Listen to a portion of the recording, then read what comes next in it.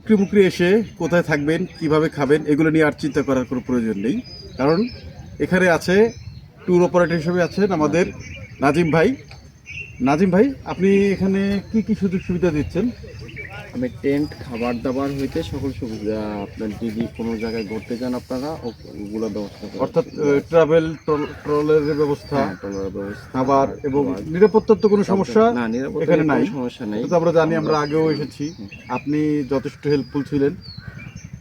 তো আমরা যদি এখানে আসি, আমরা নাজিম ভাইয়ের সাথে যোগাযোগ করলে তিনি সকল ব্যবস্থা করে রাখবেন আপনাদের চাহিদা মতো।